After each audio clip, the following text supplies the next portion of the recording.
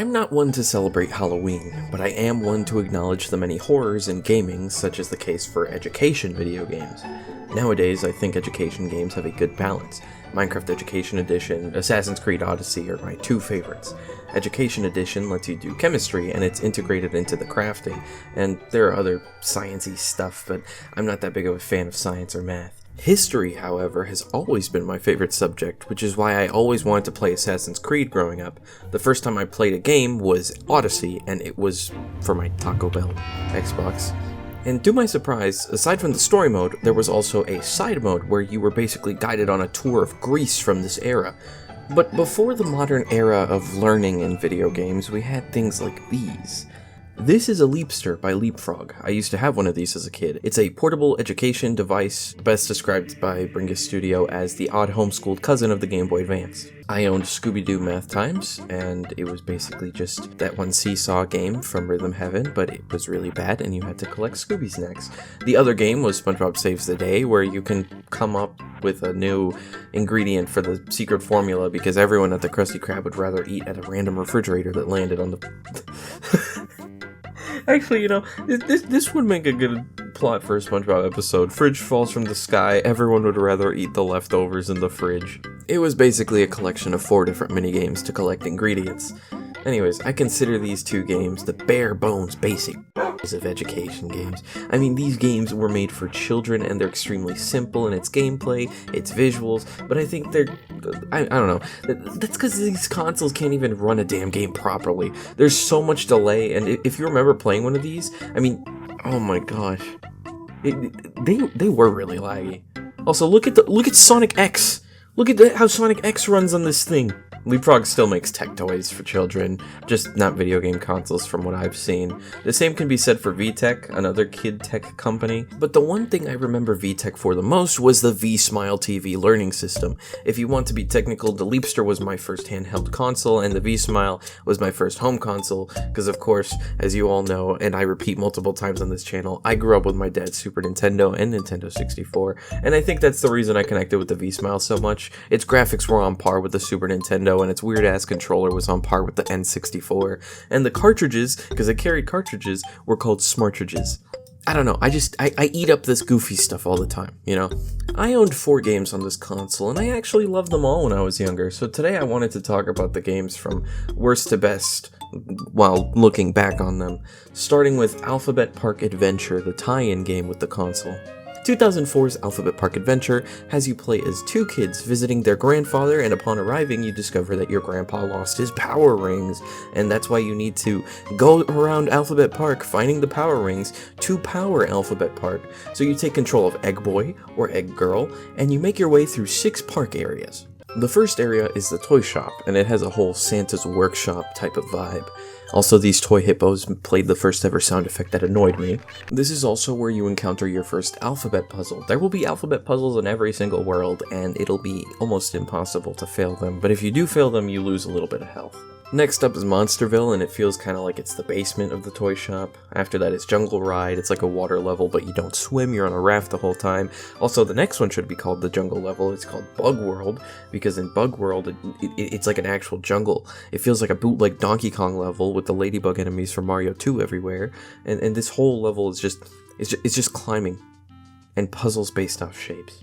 The Secret Garden level is just, I don't really remember this one. It's just a bunch of balloons and bees. And funfair, I have never had a fear of clowns ever, but as a kid, these guys were really, really creepy to me. And the background of the level makes it feel kind of like you're trapped in a cage with them. So, yeah, that always made me uncomfortable. Anyways, at the end of each level, you'll see all the power rings you collected, and if you've got enough power rings to power the park in its entirety. Once you complete every level, Grandpa will say, "Thank you! You did it!" And then tells you to play again for a better score, and that's how the game ends, and then your file usually resets. There are a couple mini-games in the area called the Learning Zone, an alphabet bridge, uppercase, lowercase matching, fill in the blank, and finally Twister without the twisting. For a launch title, it kept younger me entertained. Honestly, I'd rate it like a 6 out of 10. Elmos Big Discoveries. I'm afraid to talk about the next 2 games because I don't want to get flagged for kids content, and I want my videos to be for everyone, without having to say the word bit. Elmo's World, Elmos Big Discoveries is a short and sweet little adventure game that captures the essence of Elmo's World properly in a Super Nintendo-like style. The game is comprised of 4 different levels that take you to 4 different worlds, and I think my age is showing because the first comparison I thought about while writing the script was that this was like a bootleg Yume Nikki, although very linear. I apologize. The first level has Elmo walking down a path and running into various animals, and you as the player have to guess which animal it is based off the noise and visual hints. Oh look, and Mr. Noodle is here. The next level is an underwater level where you have to correctly answer which sea creature you need to take a picture of based on its size. At the end, all the animals you took pictures of get put in an art gallery. Also, Mr. Noodle is here. The circus level is all about shapes and collecting things that are of a specific shape. Also, Mr. Noodle is here again. And the final level sees Elmo identify instruments and collecting notebook pages with specific numbers on them. Noodle. Once you complete every level, Elmo says playtime is over and his room is filled with the different beasts you unleashed from your previous journey, and your save file gets reset, just like in Alphabet Park.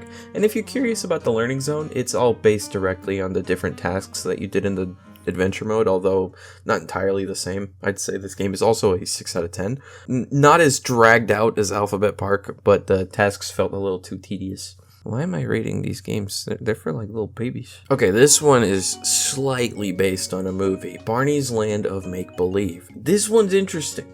The game starts with Barney and his friends finding a book on the floor, and it tells them about the land of make-believe, so they decide to go there. But uh-oh, a bird snatched up the book. Anyways, level 1 has you chasing down that bird and getting all the pages that fly out of the book. After you catch the bird, then you go to a store to buy travel equipment, and for some reason the store carries hot air balloons. Level 2 gives me Kabula and Mario 2 PTSD. Level 3 is a stroll down a forest. Level 4 is a stroll into the castle. And you probably saw from the footage, but obviously these, you know, there is educational stuff along the way, but kid me didn't really care. I was just happy that there was like continuity between all the levels before I knew what continuity even was. These were fun games. I used to love this one as a kid a lot. I mostly liked this one because of the way everything connects, and it felt like a proper adventure, unlike Adventure Park. But honestly, it's a 5 out of 10 for me now. It is pretty good though. I would recommend it to my kids that aren't even born yet. I ain't even married yet, damn. Oh, and if you're curious about the Learning Zone, it's a pattern game, a copy my dance games, a take a picture game, and from what I can tell, collect as many flowers as possible game. Alright, and next is the final one, Football Challenge, or Soccer Challenge if you want to be wrong. It's your typical soccer game, but there's also an adventure mode where you play as a kid named Mike who wants to compete in the V.Smile Cup, so he travels around the world trying to find the best people to join his team. The game presents you with different countries to choose from. When you enter a country, Mike will either have to do a task in order for someone to join them, or actually find them in an exploring section. I remember I used to love the Spain level because you had to find different types of food for the entire food group wheel, and you know, filling that out was really fun. Because one, I used to really love that chart in elementary school. I would have probably hung that up as a poster. And you know, second, I love games where I have to collect stuff. I think this game caught my attention because of how different the game played from everything else, and also the way it presented itself. Because I mean, one second you're catching seagulls while on a jet ski, and then the next second you're raiding a Metroidvania style locker room. Once you have your team ready, you compete in the championship. If you win, you get told you're a winner, and then your save file resets again. And yes, the other games did this, but in their defense, when I was a kid, I took the opportunity to try to go back and beat those games again even faster. And before I forget, the reward for beating the game is a new stadium that looks like the grass is dead. The Learning Zone has probably my favorite minigames on the whole console, because one of them was kind of like a rhythm game, although without music. Minigame number 2 has you kick a ball to a specific teammate without passing it to your opponent. Minigame 3 is a spelling minigame, but with a bit of a challenge. You have to actually keep the ball on you without the other team getting it, while you're also looking for letters to spell out a word that shows up on the top of the screen. Honestly, this one's like a 8 out of 10, 7 out of 10. But in conclusion, yeah, this wasn't really a spooky month kind of video, but hey, Zelda month next month.